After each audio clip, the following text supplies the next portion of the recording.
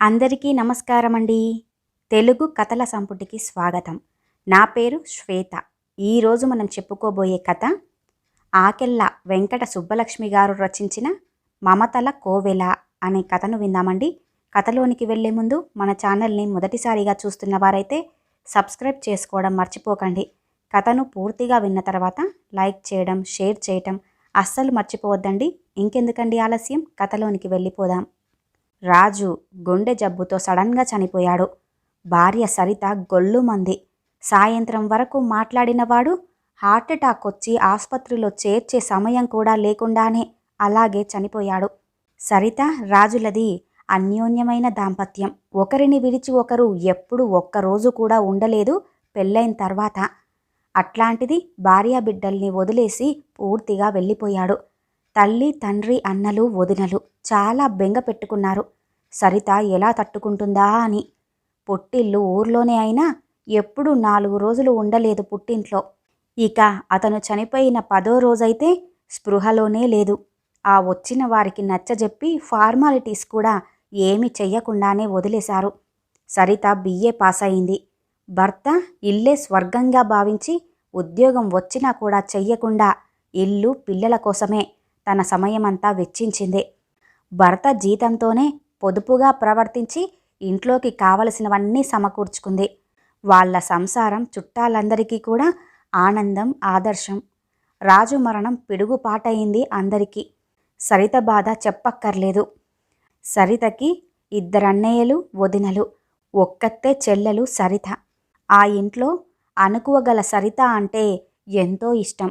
సరిత స్థితి చూసి ఆమెకు పట్టిన గతికి, ముఖ్యంగా ఆమె పరిస్థితికి అందరూ ఎంతో బాధపడ్డారు. భర్త పోయి 4 నెలలయ్యింది. సరిత ఏమాత్రం కోలుకోలేదు. పిల్లలను పట్టించుకోవటం లేదు. తన మీద శ్రద్ధ అసలే పోయింది. తిండి తినదు.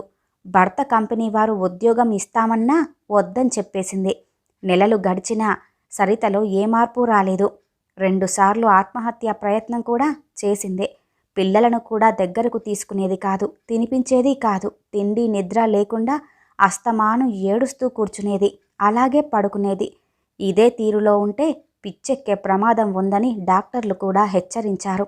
అన్నలు, తల్లిదండ్రులు ఎంత ప్రయత్నించినా సరిత పద్ధతిలో మార్పు రాలేదు. అమ్మా, అత్తకి పని ఉందట, అన్నం పెట్టవే అంటూ వచ్చాడు బాబు. సరిత శూన్యంగా చూసింది. 4 సార్లు అడిగి ప్రయోజనం లేక వెళ్ళిపోయాడు ఆ బాబు.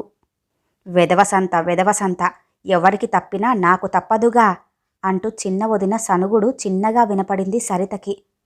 అమ్మా, పెద్దత్త కొట్టిందే అంటూ వచ్చింది రమణి.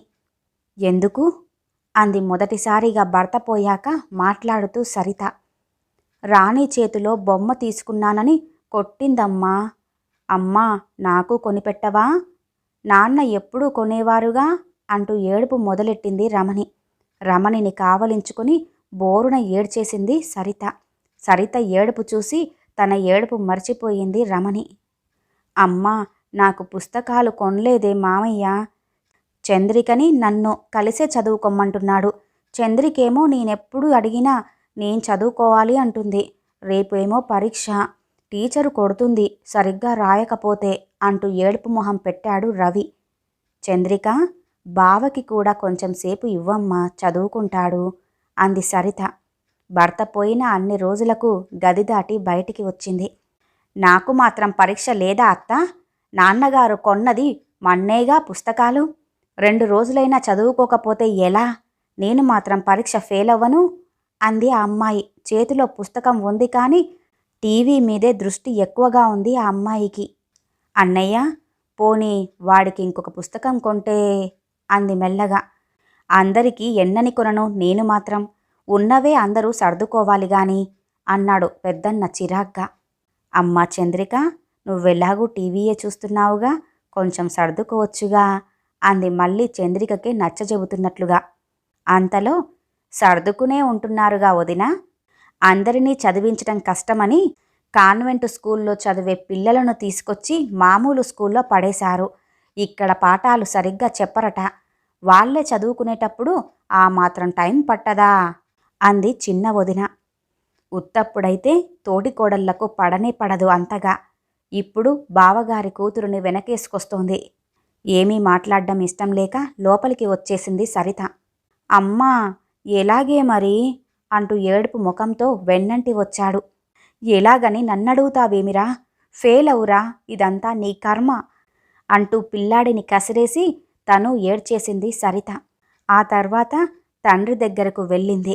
కళ్ళు తుడుచుకొని, నాన్న, విన్నారుగా, మీరైనా కొనిపెట్టొచ్చుగా పుస్తకాలు. వాడు భోజనం మానేసి అలాగే ఏడ్చుకుంటూ పడుకున్నాడు అంది సరిత. నన్ను మాత్రం ఏం చేయమంటావు తల్లి? నేనిచ్చే పెన్షన్ మా తిండికే సరిపోదు. నా దగ్గర ఏమీ పెట్టుకోను, అది నీకు తెలుసుగా.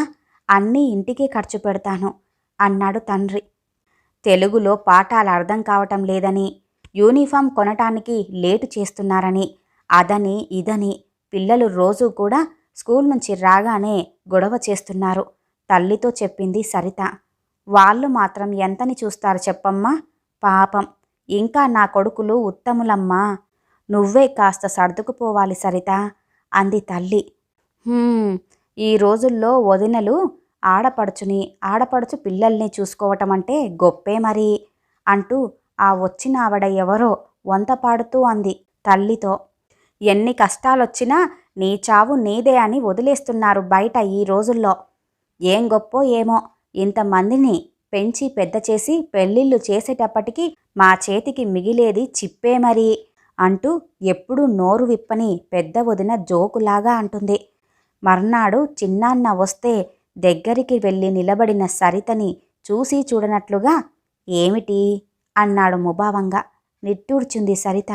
బంగారు అంటూ ప్రేమగా పిలిచే చిన్నాన్న ఇప్పుడు కాస్త చీదరించుకున్నట్టుగా ఏమిటి అనటం వింతగా అనిపించింది. సరితకి భర్త ఉన్నప్పటి రోజులకి లేనప్పటి రోజులకి తేడా ఏంటో తెలిసొచ్చింది. అన్నయ్య, వారి ఉద్యోగం నాకిస్తారన్నావుగా, కొంచెం కనుక్కుంటావా అంది మెల్లగా. పోనీలేమ్మా, ఉద్యోగం చెయ్యటం నీకిష్టం లేదన్నావుగా, ఊరుకో అన్నాడు ప్రేమగా. వద్దన్నయ్యా, ఎంతకాలమని ఒకరికి బరువుగా ఉండమంటావు? పైగా 3 పిల్లలతోటి. వద్దులే అన్నయ్యా, ముందు ఉద్యోగం సంగతేంటో చూడు అంటూ లోపలికి వెళ్ళిపోయింది సరిత. ఉద్యోగం చేస్తాను అనగానే అతని కంఠంలో వచ్చిన ఆప్యాయత గమనించింది సరిత. అమ్మా, అమ్మా, మన ప్లాన్ ఫలించిందమ్మా. చెల్లెలు మనుషుల్లో పడిందమ్మా. ఉద్యోగం చేస్తానంటుందమ్మా అంటూ సంతోషంగా వెళ్ళి తల్లికి చెప్పాడు పెద్దన్నయ్య.